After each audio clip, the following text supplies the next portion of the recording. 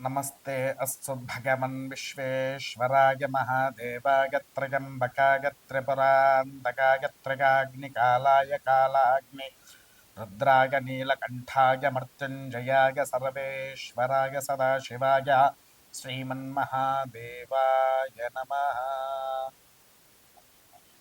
NBA channel media భక్తులందరికీ కూడా మహాదేవ అందరికీ కూడా సకల సౌఖ్యాలతో ఉండాలని కోరుకుంటూ నేడుగా మనం తీసుకునేటువంటి అంశ ఏంటి అని అంటే ద్వాదశ రాశుల ఫలాలు. 12 రాశులు అంటే మనకి ఎన్ని రాశులు?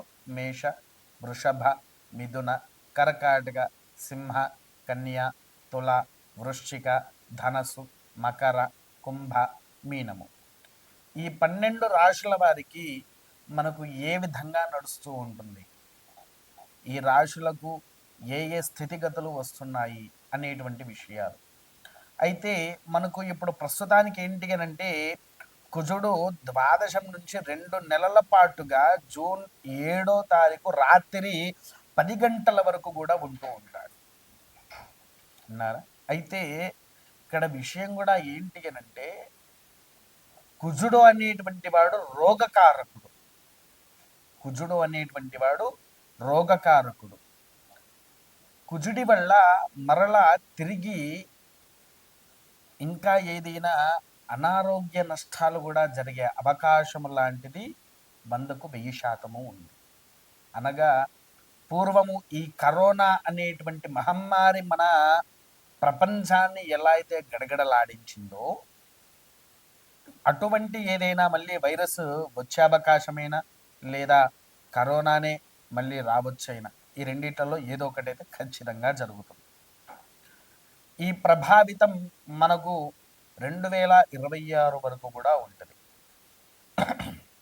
దానివల్ల ఏంటి అనంటే కుజుడు మన యందున ఎప్పటికీ సానుకూలంగా ఉండేలాగా సకల సౌఖ్యంగా మనకు వచ్చేలాగా ప్రతి మంగళవారం రోజున ఏదైనా ఆలయానికి వెళ్ళి నవగ్రహాలు ఉండేటువంటి ఆలయానికి వెళ్ళి ప్రదక్షిణ గావించి కుజుడి దగ్గర ఎర్రబత్తులు వేసి నూనెతో దీపారాధన చెయ్యాలి. ఈ దీపారాధన చేస్తే మనలో వచ్చేటువంటి ఏదైతే రోగాలు ఉన్నాయో అట్టి రోగాలను హరింప చేయడానికి ప్రధాన మూల కారణము అవుతుంది. అంతేకాకుండా చాలామంది అభిషేకము దగ్గర కుజుడి దగ్గరకు వచ్చేసరికి పంచామృతాలతో అభిషేకం చేస్తూ ఉంటారు. కాకపోతే ఈ ఒక్కసారి నేను చెప్పిన విధంగా ఈ విధంగా చేయండి. ఏంటి అనంటే ఒక 1/2 లీటర్ ఆవు పాలైనా ప్యాకెట్ పాలైనా ఏదైనా సరే తీసుకోండి. తీసుకొని దాంట్లో 1/2 కిలో కుంకుమ వేసి ఎర్ర కుంకుమ వేసి బాగా కలిపి ఆ పాళ్లతోనే కుజుడికి అభిషేకం గావించండి. ఆ అభిషేకం చేసిన తర్వాత మీకు సకల యోగ్యత అనేది వస్తూ ఉంటుంది. విన్నారా? ఆ ఎర్రటి పాలతో అభిషేకం దేనికయ్యా అంటే కుజుడి యొక్క ఇష్టమైనటువంటిది ఏంటి అని అంటే రక్తవర్ణము, రక్తగంధము, రక్తపుష్పము, రక్తమాల్యం, బరధరము. అంటే కుజుడికి ఎర్రటి వస్త్రాలు కానీ ఎరుపు రంగులో ఉండే పుష్పాలు కానివ్వండి, ఎర్రటి వస్తువులు ఏదున్నా కూడా ఆయనకు చాలా ఇష్టమైనటువంటివి.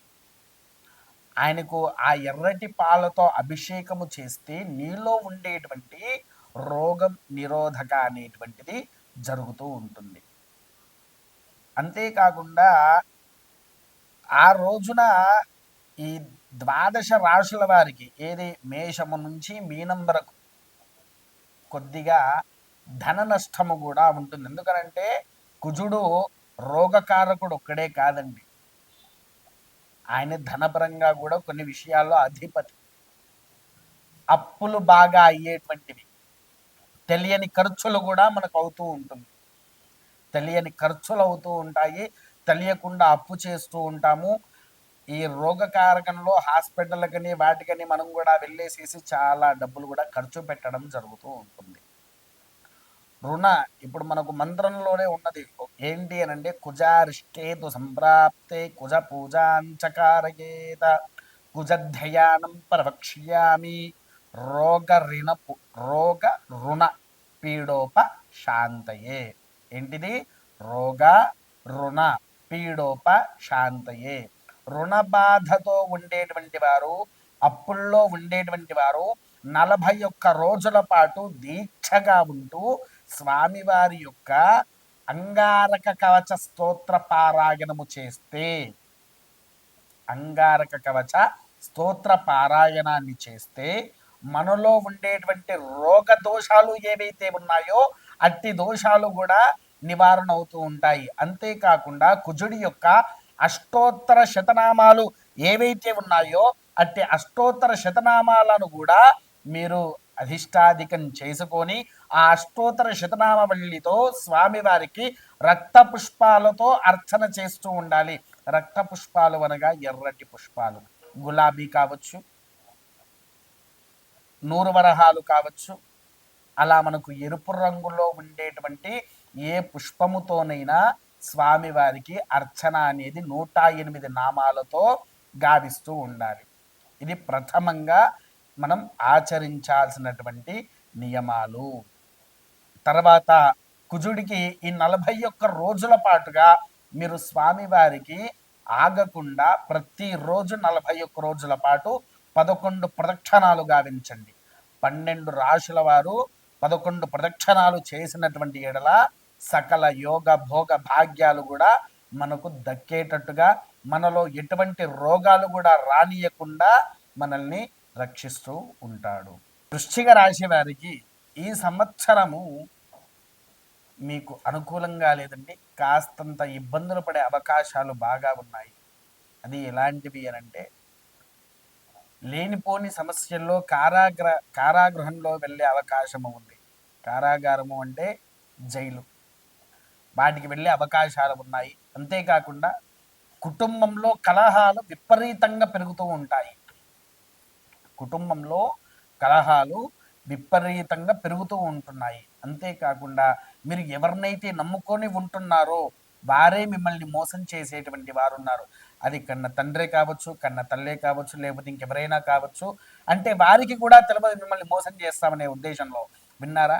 కాకపోతే ఈ యొక్క విషయంలో చాలా జాగ్రత్తగా వహించండి. అంతేకాకుండా ఉద్యోగంలో ఉన్న వ్యాపారంలో ఉండే వారికి మాత్రము అద్భుతమైన అవకాశాలు ఉన్నాయి. ఆ అవకాశాల వల్ల మీకు సకల యోగ్యత అనేటువంటిది, ఉద్యోగాల్లో వ్యాపారాల్లో మంచి పురోగతిని కూడా మీరు పొందుతూ ఉంటారు. రాజకీయ రంగంలో, సినిమా రంగంలో, క్రీడా రంగంలో ఉండేవారికి మాత్రము కాస్తంత మనసు అసంతృప్తిగా అవుతూ ఉంటుంది. మీరు ఎన్నో సమస్యలు కూడా ఎదుర్కోవాల్సి వస్తూ ఉంటుంది.